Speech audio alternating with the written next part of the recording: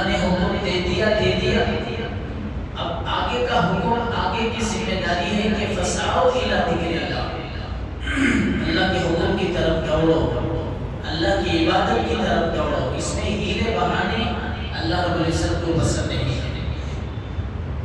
کیوں بھائی؟ اس لیے کہ اللہ کا حکم وہ بہت اہم حکم ہے۔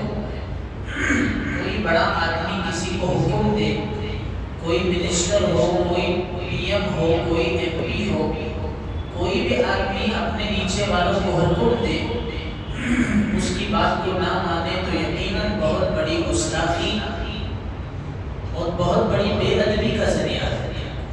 اللہ رب العزت جو ہم سب کے احکم الحاکمین ہیں، وہ حکم دے اور بندے اس کی خلاف ورزی کریں، یہ اللہ رب العزت کو بالکل پسند نہیں۔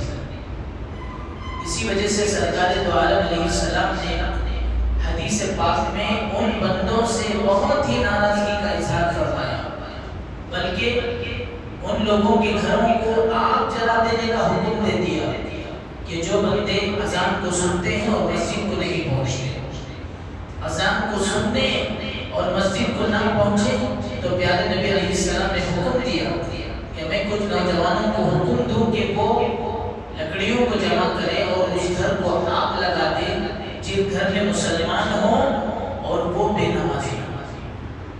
تو آپ سوچیں کہ نماز کی کتنی اہمیت ہے، اذان کی کتنی اہمیت ہے۔ ایک صحابی ہیں حضرت عبداللہ ابن ام مکتوم، نابینا صحابی اور نبی صلی اللہ علیہ وسلم کے زمانے کے مؤذن بھی تھے۔ انہوں نے نبی علیہ السلام سے درخواست کی کہ اللہ کے نبی، میں نابینا اور مسجد نبوی آنے تک مجھے کہیں مار لگ جاتا ہے، کہیں گر جاتا ہوں، مجھے نظر نہیں آتا اور کوئی مجھے سہارا دینے والا بھی نہیں ہے، تو آپ اجازت دیں کہ میں اپنے گھر ہی میں نماز پڑھوں۔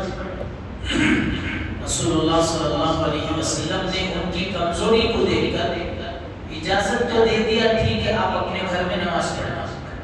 نابینا ہیں، جب اتنے سارے عذر پیش کیے تو سرکار دو عالم علیہ السلام نے ان پر رحمت اور شفقت کرتے ہوئے ان کو اجازت دے دی کہ ٹھیک ہے تم اپنے گھر پہ نماز پڑھنا۔ وہ صحابی ابھی اپنے گھر کے اندر پہنچے بھی نہیں تھے، حضرت جبرائیل علیہ السلام تشریف لائے، عرض کرنے لگے اللہ کے نبی آپ نے کیا اجازت دے دی؟ اللہ رب العزت فرما رہے ہیں کہ عبداللہ کو واپس بلاؤ، عبداللہ یہی نماز ادا کرے گا۔ کیوں؟ اس لیے کہ عبداللہ کی عبادت اللہ کو اتنی پسند ہے کہ اللہ رب العزت خود عبداللہ کی عبادت کو پسند کر کے ان کے صدقے میں بہت سارے لوگوں کی عبادت کو پسند کرتے ہیں۔ عبداللہ کی وجہ سے مجمع کی مغفرت ہو رہی ہے۔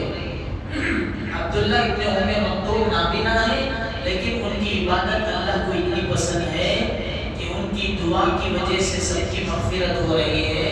اگر عبداللہ اپنے گھر پہ نماز پڑھ لیں گے، نماز تو ہو جائے گی، لیکن باقی لوگوں کی مغفرت کا کیا کہنا ہے؟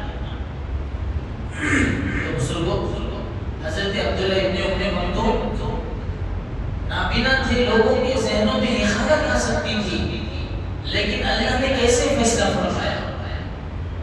نبی علیہ السلام نے صحابی کو بھیج کر بلایا کہ عبداللہ کو بلاؤ۔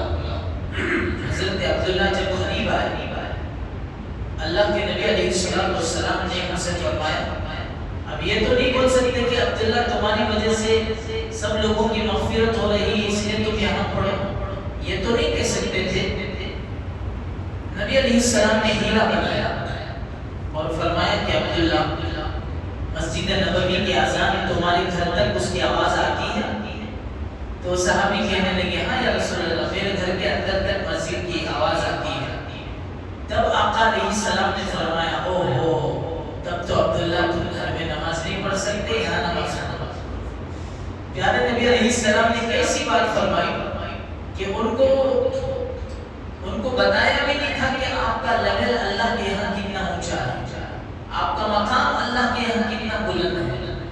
ان سے بس اتنا فرمایا کہ عبداللہ جب مسجد کی اذان ہو تو تمہارے گھر تک جب آواز آ رہی ہے تو تمہارے لیے مناسب نہیں کہ تم اپنے گھر میں نماز پڑھو تمہارے لیے ضروری ہے کہ تم مسجد آ کے نماز پڑھو. تو یہ اللہ کے بندے ہوتے ہیں. اسی وجہ سے فرماتے ہیں جب مؤذن کی آواز سن کر جب کوئی بندہ اپنے گھر سے نکلتا ہے جتنے قدم وہ مسجد کے آنے تک لگائے گا ہر قدم پر اللہ اس کی مغفرت فرمائیں گے اور ہر قدم پر اس کو نیکیاں دیں گے. صحابہ کرام کے تعلق سے بات تھی کہ حضرات صحابہ کرام مسجد نبوی کو آتے تو چھوٹے چھوٹے قدم رکھ کر کے آتے. اس کی وجہ یہ کہ زیادہ قدم پڑے اور اللہ کے دربار میں ہمیں زیادہ ثواب ملے. اور مسجد نبوی کو صحابہ کرام چل کر کے آتے تھے اس لیے کہ اللہ کی اس عبادت کے لیے چل کر آنے کی کیا فضیلت ہے. اس سے پہلے آپ نے سنا فجر کی نماز کی بشارت بشر المشائین فی الظلم بالنور التام یوم القیامہ. جو بندے اندھیروں میں فجر کی نماز کے وقت چل کر کے اپنے گھروں سے نکلتے ہیں نیند کی قربانی دے کر اپنے آرام کی قربانی دے کر تو اللہ رب العزت ان کو پورے پورے نور کی بشارت دیتے ہیں کہ جس نور کے لیے تو پوری دنیا پریشان تھے بے تاب تھے اب پورا نور ہم تم کو یہاں دیں گے. فجر کی نماز کی وجہ سے اللہ کتنی بڑی فضیلت سنا ہے. تو آپ سوچیں دوسری نمازوں کی کتنی فضیلت اللہ کے پاس ہوگی. بلکہ بزرگوں قرآن میں ہے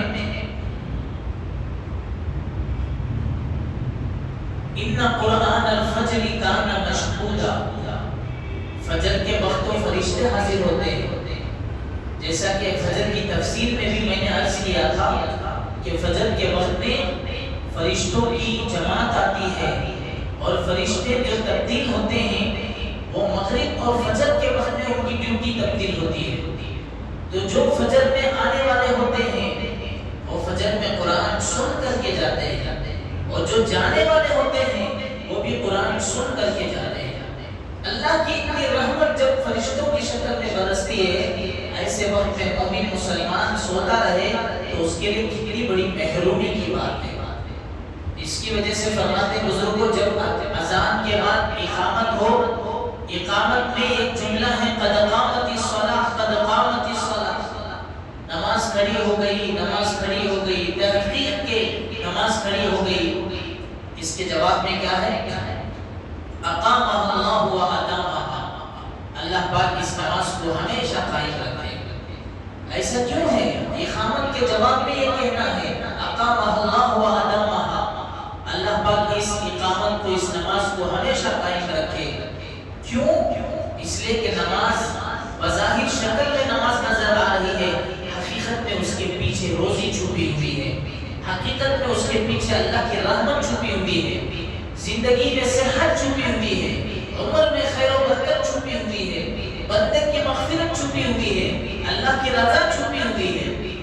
بندہ مسجد پہنچ کر کچھ ارکان کو ادا کرتا ہے. بزرگوں اس عمل کو معمولی نہیں سمجھنا چاہیے. یہ اتنا اونچا عمل ہے کہ اسی اونچے عمل کو اللہ کے دربار کے آداب کہا جاتا ہے. مسجد اللہ کا گھر ہے تو وہاں پہنچ کر نماز پڑھنا گویا اللہ کے دربار کا ادب یہ کہا جاتا ہے کہ اللہ کے حاضری کا یہ ادب ہے. جب کوئی بندہ سورہ فاتحہ شروع کرتا ہے اللہ پاک اس بندے کی طرف متوجہ ہوتے ہیں. جب بندہ کہتا ہے الحمدللہ رب العالمین تو اللہ تعالیٰ اس کے جواب میں فرماتے ہیں حمیدنی عبدی, میرے بندے نے میری تعریف کی ہے. اور جب بندہ کہتا ہے الرحمن الرحیم تو اللہ پاک فرماتے ہیں اثنا علی عبدی, میرے بندے نے میری ثنا بیان کی ہے. کوئی بھی بندہ ہے, ضروری نہیں کہ وہ بزرگ ہو, وہ یہ ہے وہ کچھ نہیں, سب بندوں کے لیے بات ہے. حدیث پاک کی بات سب بندوں کے لیے عمومیت کے ساتھ ہے. اور جب بندہ نماز میں کہتا ہے مالک یوم الدین تو اللہ پاک فرماتے ہیں مجدنی عبدی, کہ میرے بندے نے میری بزرگی بیان کی ہے. اور جب بندہ کہتا ہے ایاک نعبد و ایاک نستعین تو اللہ پاک اس کے جواب میں فرماتے ہیں ھذا بینی و بین عبدی ولعبدی ما سأل, کہ یہ میرے اور میرے بندے کے بیچ میں ہے. میرا بندہ جو مانگتا ہے میں اس کے مانگ کو پورا کروں گا. میرا بندہ کیا سوال کرتا ہے، میں اس کے سوال کو اس کا جواب پورا کروں گا۔ بندہ کیا مانتا ہے؟ آگے ہی آیت میں ہے اہدنا الصراط المستقیم، اے اللہ مجھے سیدھے راستے پر چلا۔ اللہ رب العزت اس بندے کو سیدھے راستے پر چلاتے ہیں۔ کون سا سیدھا راستہ؟ صراط الذین انعمت علیہم، اے اللہ وہ سیدھا راستہ جس پر آپ نے انعام کیا ہے۔ کن کو انعام ہوا؟ نبیوں پر انعام ہوا، صدیقین پر انعام ہوا، شہداء پر اللہ کا گفٹ اور تحفہ ملا، قیامت کے دن تک آنے والے صالحین پر اللہ کا انعام ہوا۔ اللہ تعالیٰ کی یہ رحمت، یہ برکت جو سب بزرگوں کو ملے گی، اللہ وہ ساری رحمت اس نماز پڑھنے والے بندے کو ملے گی۔ اس کے لیے بزرگوں نماز معمولی نہ سمجھے۔ حضور علیہ السلام نے فرمایا جس نے ایک وقت کی نماز کسی عذر اور ریزن کی وجہ سے ضائع کر دی، نیند بھی ریزن ہو سکتا ہے، بزنس بھی ریزن ہو سکتا ہے، کوئی بھی ریزن ہو سکتا ہے، کسی ایک چھوٹی سبب کی وجہ سے نماز ضائع کر دی، نبی علیہ السلام نے فرمایا فَكَأَنَّمَا مُطِرَ أَهْلُهُ وَمَالُهُ، وہ ایسا لاس کر لے گا جیسے اس آدمی کا لاس ہو گیا جس کی بیوی بچے پراپرٹی کار دولت سب کوئی لے کے گیا، جس کی پوری پراپرٹی ختم ہو گئی۔ جیسے اس آدمی کا نقصان ہو سکتا ہے، اسی طرح اس نمازی کا بھی نقصان ہوتا ہے جس نے عذر کی وجہ سے اپنے وقت کی نماز کو چھوڑ دی۔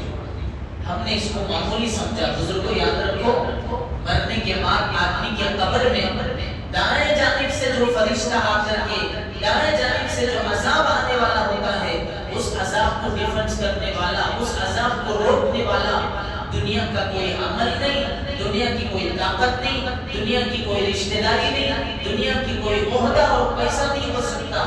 قبر کے اندر دائیں طرف سے آنے والے عذاب کو اگر روکنے والی کوئی چیز ہے تو وہ عمل ہے جس کو ہم نماز کہتے ہیں۔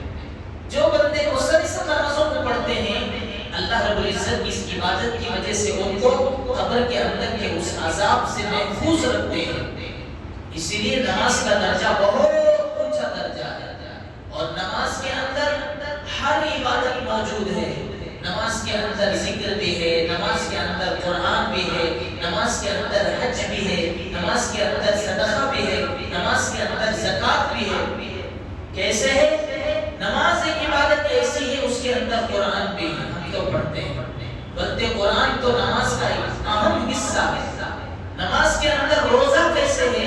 نماز کے اندر روزہ تکبیر تحریمہ سے لے کر سلام پھیرنے تک ہر حلال چیز آدمی کو کھانا پینا سب حرام ہو جاتا ہے۔ جیسے روزے کی حالت میں جائز نہیں، ویسے نماز کی حالت میں جائز نہیں۔ نماز کے اندر حج کیسے ہے؟ حج سے اللہ کی تجلی ملتی ہے، تو نماز سے بھی اللہ کی تجلی ملتی ہے، نماز سے بھی اللہ کی تجلی ملتی ہے۔ نماز کے اندر زکوٰۃ کیسی ہے؟ زکوٰۃ مال کو صاف کرتی ہے، اور نماز آدمی کے بدن کو صاف کرتی ہے، آدمی کے گناہوں کو صاف کرتی ہے۔ نماز کے اندر اتنا پاور ہے۔ نماز کے اندر صدقہ ہے۔ صدقہ کیسا ہے؟ نبی علیہ السلام نے فرمایا ہر بندے کے 360 جوڑ ہیں، اور جو کوئی بندہ اشراق چاش کی نماز 2 رکعت پڑھے گا، اللہ ہر ہڈی کے برابر میں، ہر جوائنٹ کے برابر میں اس کو صدقہ کرنے کا ثواب دے گا۔ نماز کے اندر صدقہ بھی ہے۔ نماز کے اندر کتنی ساری چیزیں، اللہ کا ذکر ہے، سبحان ربی العظیم، سبحان ربی الاعلیٰ، اللہ رب العزت نے اس کے اندر ذکر بھی لکھا ہے۔ نماز کے اندر درود پاک بھی ہے، درود و سلام بھی ہے۔ نماز کے اندر التحیات میں ہم پڑھتے ہی ہیں، تو نماز ایک پوری مجمع العبادات ہے، اس لیے اس کو افضل العبادات فرماتے ہیں۔ ہمارے نبی نے فرمایا جو میرا امتی دنیا میں 5 وقت کی نماز پڑھے گا، وہ میری آنکھوں کو ٹھنڈک کر رہا ہے، وہ مجھے سکون دے رہا ہے۔ جو بھی میرا امتی 5 وقت کی نماز پابندی سے پڑھے گا، خضوع کے ساتھ، تو گویا ایسا ہے وہ میرے آنکھوں کو ٹھنڈک پہنچا رہا ہے۔ حدیث میں ہے جو قرۃ عینی فی الصلاۃ، میرے آنکھوں کی ٹھنڈک اللہ نے نماز میں رکھی ہے۔ جو میرے امتی نماز کے پابند ہوں گے، وہ میرے آنکھوں کو ٹھنڈک پہنچائیں گے۔ حدیث میں ہے الصلاۃ معراج المومن، یہ نماز یہ مومن کے معراج ہے۔ ہمارے نبی کی معراج آسمان پر ہوئی، اللہ نے جو تحفہ آپ کو وہاں پورا کر دیا، وہی تحفہ میرے امتی کو دنیا میں مل سکتا ہے اگر وہ یہاں نماز وقت پر ادا کرے۔ بزرگان محترم، جس مقدس مہینے سے ہم گزر رہے ہیں، یہ شعبان کا مقدس مہینہ شروع ہو چکا ہے، الحمدللہ اس مبارک مہینے میں ہم چل رہے ہیں۔ یہ مہینہ نیکیوں کا مہینہ، رحمت کا مہینہ، عبادت کا مہینہ، عزت کا مہینہ، اللہ سے صلح کر لینے کا مہینہ، اللہ کے بندوں سے تعلق کو ٹھیک کر لینے کا مہینہ، اپنے معاملات کو ٹھیک کرنے کا مہینہ۔ حضرات صحابہ کرام کا معمول تھا کہ حضرات صحابہ کرام شعبان کا چاند دیکھنے کے بعد اپنے معاملات کو ٹھیک کرتے تھے، غلاموں کو آزاد کرتے تھے، اپنی زکات نکالنے کی فکر کرتے تھے، اپنے ذمے اگر کسی کا قرض ہو تو وہ قرض کے ادائیگی کی شکل پوری کرتے تھے، شکلیں سوچتے تھے کہ ہم اپنی تمام عبادتوں کے ساتھ اللہ کو کیسے راضی کرنا ہے۔ اور بزرگوں، حضرت صحابہ کرام اپنے 24 گھنٹے کی ترتیب بناتے تھے کہ مجھے صبح میں اٹھ کے کیا کرنا ہے، ظہر میں کیا کرنا، عصر میں کیا کرنا ہے۔ آج مسلمانوں کی زندگی بے ترتیبی کے ساتھ گزر رہی ہے، سونا کسی وقت میں، اٹھنا کسی وقت میں، کھانا کسی وقت میں، جانا کسی اور وقت میں۔ مسلمانوں کی زندگی، ایمان والوں کی زندگی سنت شریعت سے ہٹ چکی، جس کی وجہ سے آج عمر میں کمی ہو گئی، روزی میں کمی ہو گئی، صحت میں کمی ہو گئی، مال دولت میں کمی ہو گئی، عزت میں کمی ہو گئی، اور بزرگوں زندگی میں خیر و برکت ختم ہو گئی۔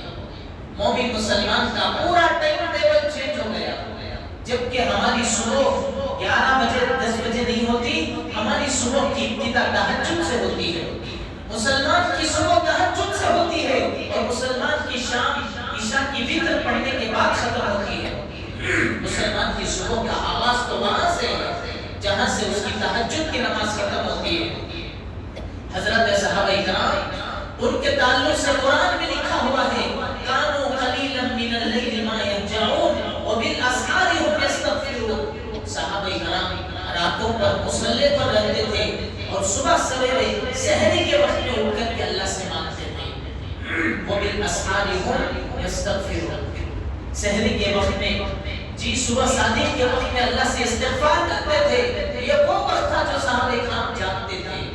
تو بزرگوں، آج مسلمانوں کا پورا سسٹم بدل گیا، جس کی وجہ سے آج اندر کی ہوا کمزور ہو گئی، اندر کی طاقت کمزور ہو گئی، مسلمانوں کی جرات کمزور ہو گئی، شجاعت کمزور ہو گئی، نورانیت ختم ہو گئی۔ اس لیے فرماتے ہیں یہ مہینہ اللہ سے قریب آنے کا مہینہ ہے۔ اللہ پاک فرماتے ہیں وَرَحْمَتِي وَسِعَتْ كُلَّ شَيْءٍ، میری رحمت ہر چیز پر وسیع ہے، ہر چیز پر اللہ کی رحمت ہے۔ ایک مرتبہ نبی علیہ السلام اچانک تشریف لائے تو حضرت صحابہ کرام کو کھلکھلاتے ہوئے دیکھا۔ نبی صلی اللہ علیہ وسلم نے ان کو کھلکھلاتے ہوئے دیکھ کر فرمایا، کیا تم جانتے ہو جہنم کا عذاب کتنا خطرناک ہے؟ پوری جہنم کی کیفیت بتا کر تشریف لے گئے تاکہ صحابہ کرام کا ہنسنا کم ہو اور آخرت کی فکر زیادہ ہو۔ تھوڑی ہی دیر میں حضرت جبرائیل تشریف لائے، عرض کرنے لگے اللہ کے نبی یقیناً آپ جہنم کے بارے میں بتائیے۔ اللہ پاک فرماتے ہیں کہ میرے بندوں کو مایوس نہ کریں، میرے بندوں کو میری رحمت سے آگاہ کریں کہ میری رحمت میرے غضب سے بڑھ کر ہے، میری رحمت وہ بہت زیادہ وسیع ہے۔ اگر کوئی سمندر بھر کے گناہ کر کے لے کر آئے اور اللہ کے دربار میں معافی مانگ لے، اللہ اس کی پوری زندگی کے گناہوں کو معاف کر دیں گے۔ کسی نے قتل کیا ہو، وہ اللہ کے پاس آئے معافی مانگے، اور جس کا قتل ہوا ہے اس سے معافی مانگے تو اللہ اس کو معاف کر دیں گے۔ شرک کے علاوہ اللہ سارے گناہوں کو بخش دیں گے۔ خود قرآن میں اعلان ہے ان اللہ لا یغفر ان یشرک بہ ویغفر ما دون ذلک لمن یشاء۔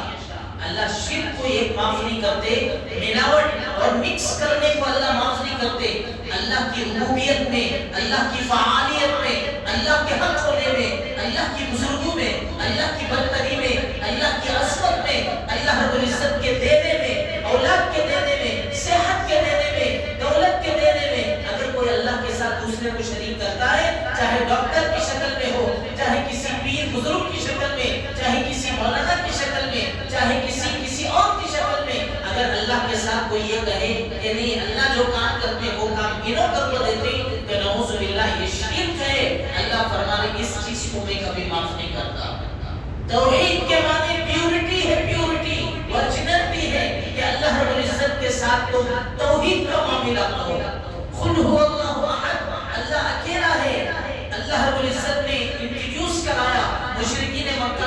سوال پر من رحمان، تمہارا رب کون ہے، تمہارا رحمان کون ہے، اللہ نے سورہ اخلاص کا نزول فرمایا۔ اے نبی جی آپ کہہ دیجئے هو اللہ احد، وہ اللہ اکیلا ہے جو کسی چیز کو برداشت نہیں کرتا، یعنی شرک کو برداشت نہیں کرتا، شرک کے علاوہ ہر قسم کے گناہوں کو اللہ معاف کرے گا۔ بزرگوں یہ شرک کا یہ ایسا حکم ہے جو ہر پیغمبر کو اللہ نے دیا، حضرت موسیٰ کو دیا۔ آج بھی فجر کی تفسیر میں بات آئی وَلَقَدْ آتَيْنَا مُوسَىٰ 9 آیات بَيِّنَاتٍ، اللہ نے حضرت موسیٰ علیہ السلام کو 9 اوپن آرڈرز دیے۔ ان اوپن آرڈرز میں فرسٹ جو حکم تھا وہ شرک سے بچنے کا حکم تھا۔ حضرت لقمان علیہ السلام نے اپنے بیٹے کو نصیحت کی یا بنی لا تشرک باللہ، 100 نصیحتیں وہ فارسی زبان میں لکھی ہوئی ہیں۔ ان 100 نصیحتوں میں سب سے پہلی نصیحت جو حضرت لقمان نے اپنے بیٹے سے کی، فرمایا یا بنی لا تشرک باللہ، اے میرے بچے اللہ کے ساتھ کسی قسم کا شریک مت کر، شرک مت کر۔ یہ حضرت لقمان کی وصیت تھی۔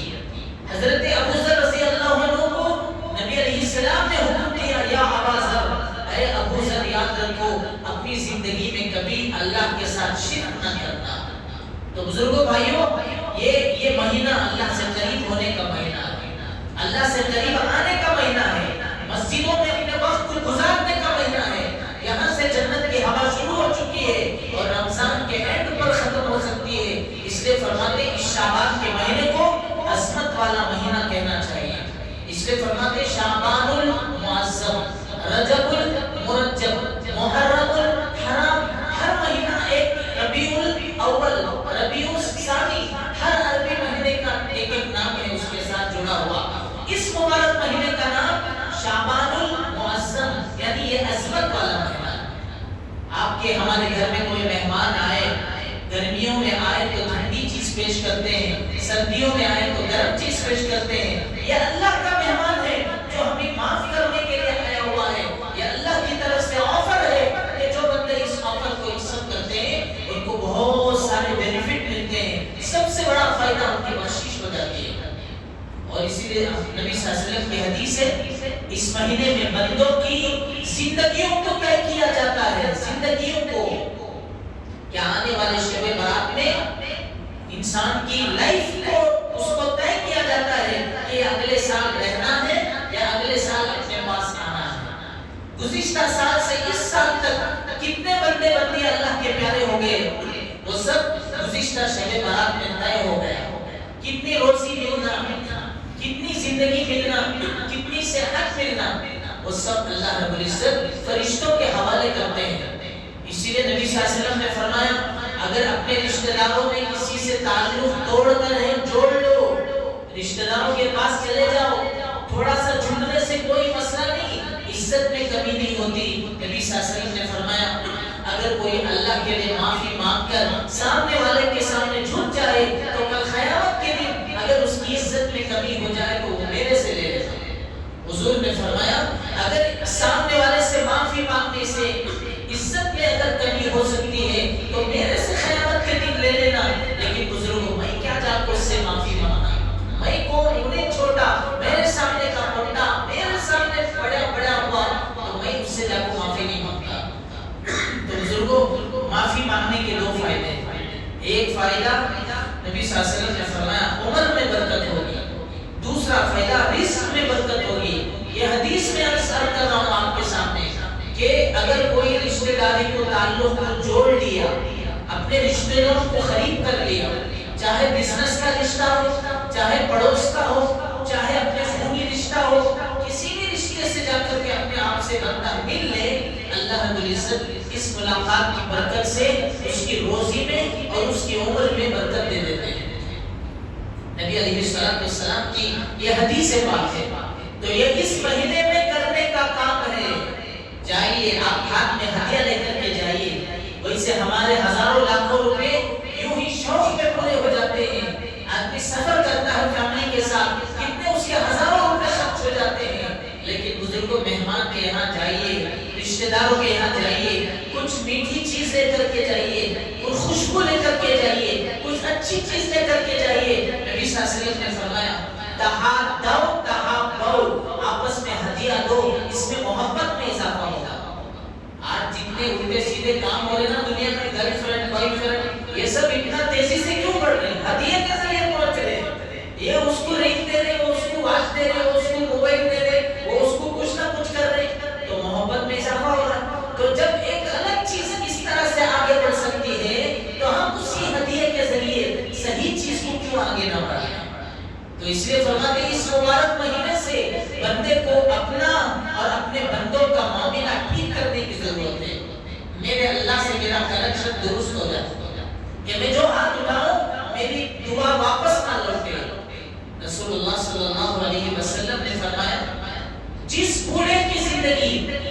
اسلام میں گزرے اور اس کے سر کے بال داڑھی کے بال حالت ایمان میں بوڑھے ہو جائیں، اس کے داڑھی کے بال سر کے بال وہ حالت ایمان میں سفید ہو جائیں، اللہ پاک فرماتے ہیں میں اس بوڑھے کو عذاب دینے سے شرماتا ہوں جس کے داڑھی کے بال اسلام میں بوڑھے ہو جائیں۔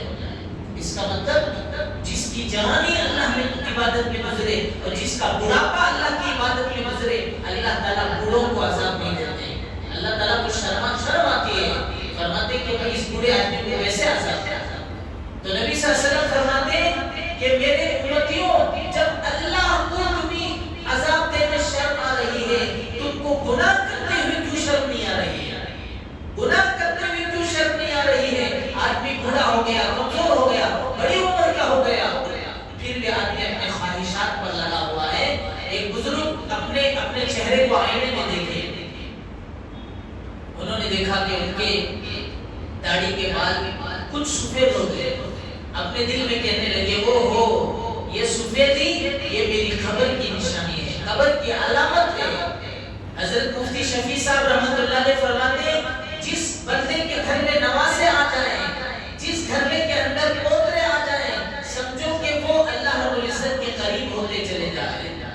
حضرت اسرائیل علیہ السلام سے کسی نے پوچھا کہ حضرت آپ اچانک آ جاتے ہیں روح قبض کرنے کے لیے، آنے سے پہلے کوئی اطلاع نہیں دیتے، آنے سے پہلے کوئی سگنل نہیں دیتے، ہمارے 100 سال کی پلاننگ ہوتی ہے، کتنے کام ہمارے پینڈنگ ہوتے ہیں، آپ اچانک کسی کو بھی لے کے چلے جاتے ہیں، آپ سگنل نہیں دیتے، اشارہ دیتے، اگر آپ سگنل اشارہ دے دیتے تو ہم کچھ نہ کچھ تیاری کر لیتے، اپنی خواہشات کو روک لیتے، جلدی اللہ سے توبہ کر لیتے۔ تو حضرت اسرائیل علیہ السلام نے فرمایا کہ بزرگوں مجھے تعلیم مت دو، میں آنے سے پہلے قدم قدم پہ سگنل دیتا ہوں، ہر بخار میرا سگنل ہے، ہر تمہاری جو بھی بیماری آتی میری سگنل ہے کہ میں کسی بھی بیماری میں بندہ جا سکتا ہے، ہر پریشانی میری سگنل ہے۔ اور یاد رکھیں پوتے کا ہونا ایک سگنل، نواسے کا ہونا ایک سگنل، عمر کا بڑھنا ایک سگنل، کبھی بھی میں آ سکتا ہوں۔ جب میں اتنے سارے سگنل دے رہا ہوں تو عقل مند کے لیے ضروری ہے کہ عقل مند سمجھ جائے کہ آگے کا موقع کتنا خطرناک ہو سکتا ہے۔ اس کے لیے گھبرانے کی ضرورت نہیں۔ مومن مسلمان کے اللہ نے دونوں ہاتھوں میں لڈو رکھا ہے، مومن مسلمان نعمتوں کو ملنے کے بعد اگر شکر کرے گا تو جنت، مسلمان اگر کسی نعمت کے نہ ہونے پر صبر کرے گا تو بھی جنت۔ نبی صلی اللہ علیہ وسلم نے ہم کو جو دین عطا فرمایا یہ دین بہت پیارا دین ہے، بہت خوبصورت دین ہے۔ مومن مسلمان کو اگر کانٹا بھی چھوئے، اللہ اس کانٹا چبھنے پر جو اس کو تکلیف پہنچتی ہے اس تکلیف کے عوض میں اللہ اس کی مغفرت کرتے ہیں۔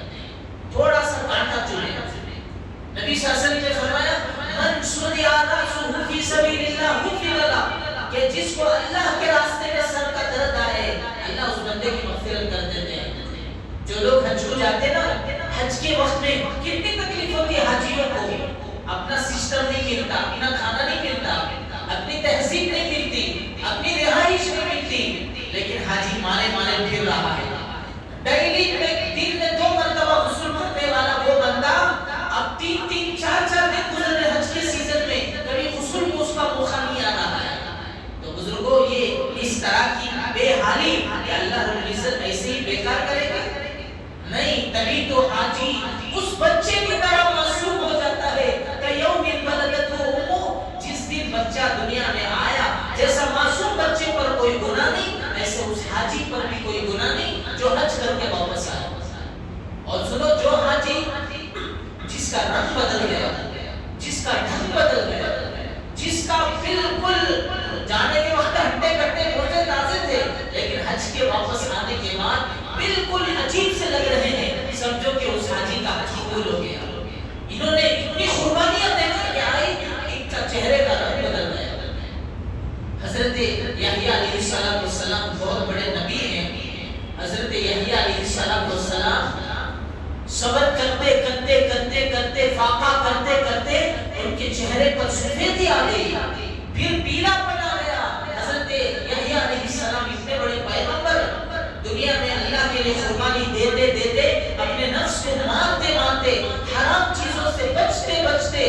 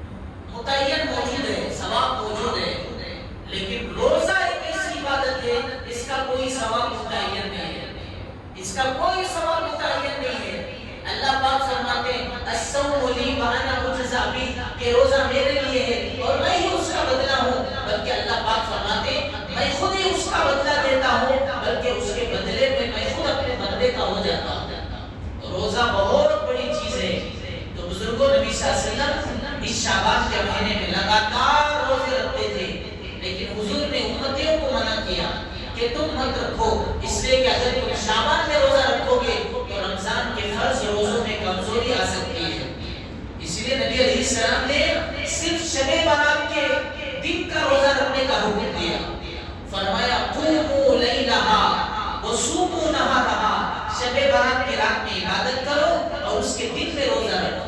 قوموا لیلہا وصوموا نہارہا، رات میں عبادت کرو، دن میں روزہ رکھو. رات میں کیوں عبادت کرنا؟ نبی صلی اللہ علیہ وسلم نے فرمایا جس وقت میری روح حضرت اسرائیل لے کر کے جائیں گے، میں چاہتا ہوں کہ اس وقت روزے کی حالت میں رہوں اور اللہ تعالیٰ میری مغفرت فرما دے، اللہ کے سامنے میں محبوب بن جاؤں.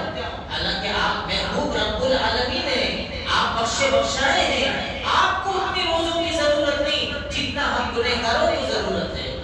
اسی طرح بزرگوں، آنے والی شب برات میں ایک اہم عمل یہ بھی ہے کہ قبرستان کو جانا. نبی علیہ السلام حضرت امی جان عائشہ فرماتی ہے ایک مرتبہ میں دیکھی گھر میں کہ نبی صلی اللہ علیہ وسلم موجود نہیں ہے. میں پریشان ہوئی کہ کہیں دوسرے سوکت کے یہاں چلے گئے ہوں گے.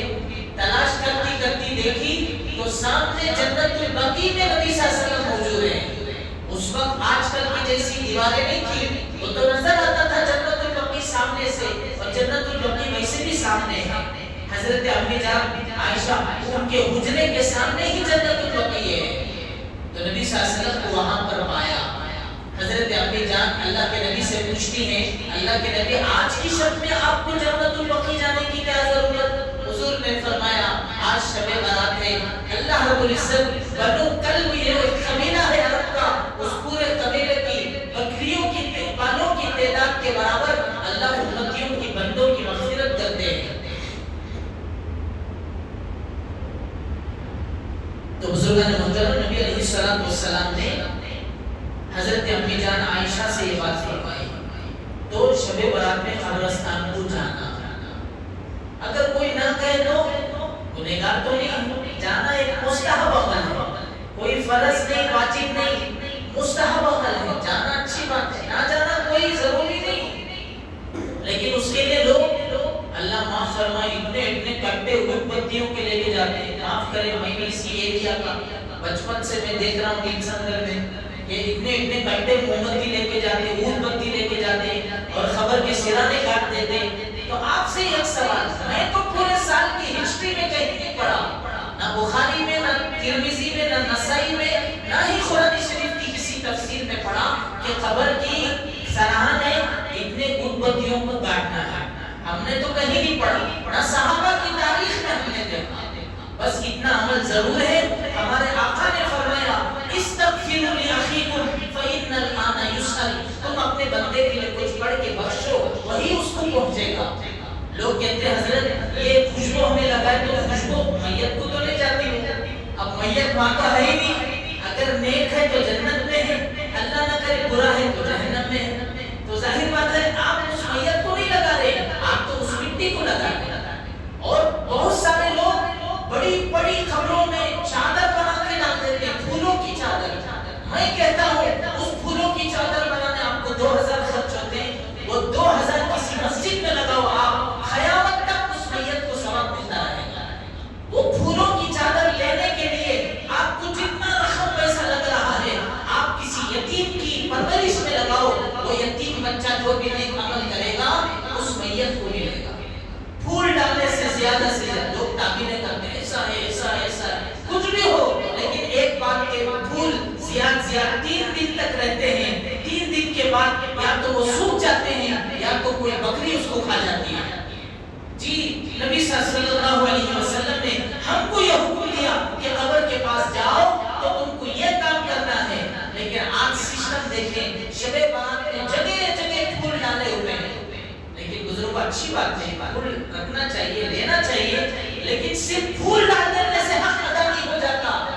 سال بھر جو بندہ قرآن پڑھ کے نہیں بخشا، سال بھر جو استغفار نہیں کیا، سال بھر جو درود پاک نہیں پڑھا، وہ سال میں ایک مرتبہ ماں باپ کو تھوڑا پھول کی چادر ڈال دیا تو کیا ان کا حق ادا ہو جائے گا؟ یہ تو بالکل ناانصافی کی بات ہے. اس کا مطلب یہ ہوا کہ سال بھر آپ زندے ماں باپ کو بھول گئے اور سال میں ایک مرتبہ ماں کو پاؤڈر لگا کے چلے گئے. پاؤڈر لگا دینے سے کیا ہوگا؟ سال بھر کی دواؤں کو کون دے گا؟ سال بھر کی غذاؤں کا کون انتظام کرے گا؟ جو میت انتقال ہو چکا جس کا، وہ تو سال بھر پل پل محتاج ہے آپ کی نیکیوں کا. اس کو صرف ایک مرتبہ اس طرح سے پھول ڈال دینے سے ادا نہیں ہوتا. ایک بات کہہ کے میں اپنی بات کو ختم کر دیتا ہوں. لوگ کہتے ہیں شب برات میں مرحومین گھران کو آتے ہیں. یہ عقیدہ ہے ہمارے یہاں. ہم بچپن سے سن رہے کہ مرحومین شب برات کو گھرانے آتے ہیں. اس کے لیے گھر کے بائیکا باقاعدہ ایک پلیٹ میں بریانی رکھو, میٹھا رکھو, روٹی رکھو. اگر انہوں ڈرنکنگ ماسٹر تھے تو چھوٹی موٹی بیڑی کا کٹا کی, لیٹر کی, کوٹر کی ایک چھوٹا باٹل میں رکھو. روح کا انتظار کرتے ہیں. مرحومین گھران کو آتے نہ باقی. ہمارے ہاں سسٹم نہیں, لیکن اکثر شب بارات میں اس کا اہتمام کرتے ہیں اور ایک ایک پلیٹ غریبوں کو نکالتے. وہ پلیٹ ہے اور ان کا وقت ہوتا ہے کہ بھئی آپ کو چلے گے آپ کو چلے گے بٹ ڈالو. تو بزرگو یہ ہنسی مذاق کی بات ہے. کوئی بھی آدمی کر کے اس کی روح یہاں کیوں آئے گی؟ اگر وہ جنتی ہے تو جنت چھوڑ کر آپ کی پلیٹ کھانے دنیا میں آئے گا. کیا ہوگا؟ جنتی کی نعمتوں کو چھوڑ کر وہ دنیا میں کیوں آئے گا؟ اگر جہنمی ہے, اللہ حفاظت فرمائے, تو جہنم کے جو داروغے ہیں وہ چھوڑ دیں گے کہ وہ وہاں بہت دن سے تمہارا امی ابا پریشانی, جاؤ ایک وزٹ دے کو آ جاؤ, بنگلور میں ایک وزٹ دے کے آ جاؤ. کیا کسی کی روح کو چھوڑیں گے کیا؟ یہ ہنسی مذاق کی بات ہے. یہ بچپن سے ہم دیکھ رہے ہیں, اس کو ختم کرنا ہے. غریبوں کو کھلاؤ پلاؤ, اس سے منع نہیں ہے, لیکن یہ عقیدہ رکھنا کہ ایک پلیٹ برتن رکھے تو مرحومہ گھراں کو آتے, یہ خواب میں بھی آج مت سوچو. آج زندہ لوگ گھراں کو نہیں آ رہے تو مرحومہ کہاں سے آئیں گے؟ تیری رشتہ داری تیری طرف, ہماری رشتہ داری ہماری طرف, ہمیں آتے نہیں با گھراں کو. زندہ لوگ گھراں کو نہیں آ رہے تو مرحومہ کیوں آئیں گے؟ تو بزرگوں, یہ سچی کڑوی حقیقت ہے. اس لیے کب تک ہم کو چلنا ہے دیکھیے. اگر توبہ استغفار کر کے اللہ سے معافی مانگ لیں گے تو پھر انشاءاللہ ہمارا یہ مہینہ مقدس ترین مہینہ گزر سکتا ہے. اللہ رب العزت ہم سب کو اپنے نیک بھلے بندوں میں شامل فرمائے. آمین. وآخر دعوانا الحمدللہ رب العالمین.